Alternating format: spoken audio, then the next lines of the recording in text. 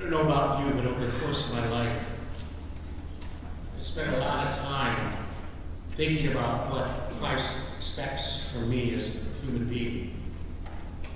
But today, I'd like to turn that around.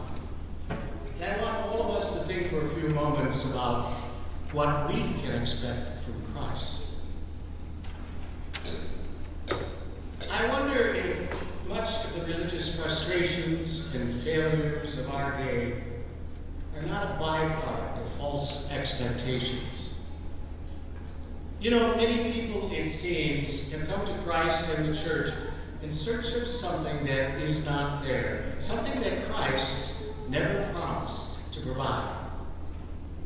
Our gospel reading details this issue today. Jesus and his disciples had just crossed the Galilean Sea from the east to the west, and the people followed them from the east to the west. But Jesus was not flattered by their desire to be with them. He says to them very, very truly, I tell you, you are looking for me not because you saw signs, but because you ate your fill of the loaves. In other words, they were following Jesus because he was the free meal ticket for them. What these people wanted and what Jesus stood ready to give them were not at all the same. It was not a unique experience in Jesus' life. People often asked him for things that he either would not or could not provide. I think that's still happening today. And it raises an interesting question for you and me. What can we expect from our faith and from our religion? In the gospel, the primary interest of the crowd was food for the body.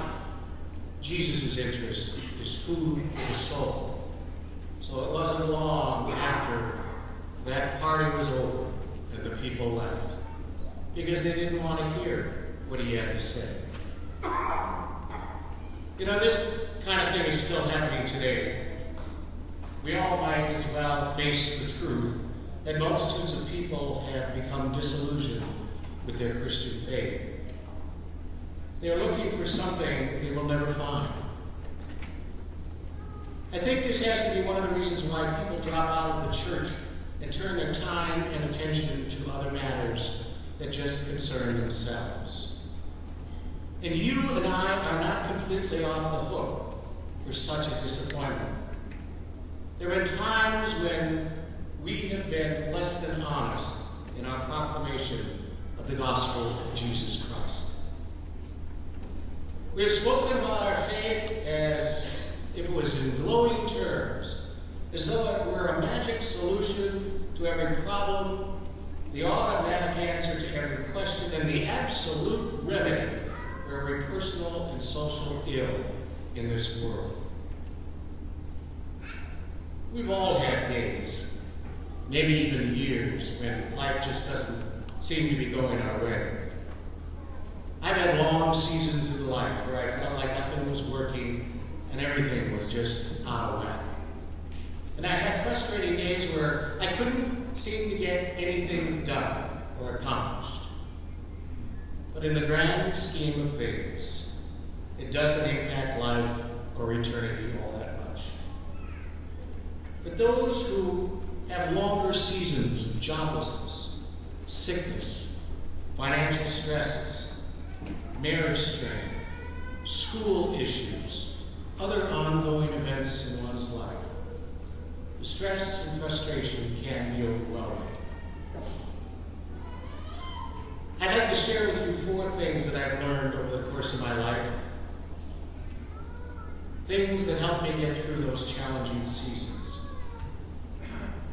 I hope they help you as well. First, remember that your character should always be stronger than your circumstances. We can't always control what happens to us in life, but we can control how we respond to it. Choose to keep a positive attitude and a thankful heart regardless of what you are going through. Paul writes to the Thessalonians, Rejoice always. Pray continually. Give thanks in all circumstances, for this is God's will for you in Christ Jesus. Second, remember that your struggles always lead to strength. Every difficulty in our lives, whether big or small, is something that God will use to produce more strength, more faith, more perseverance in you if you let him into your heart. He knows your pain. He knows what you need. Paul writes to the Romans, and we know in all things that God works for the good of those who love him, who have been called according to his purpose.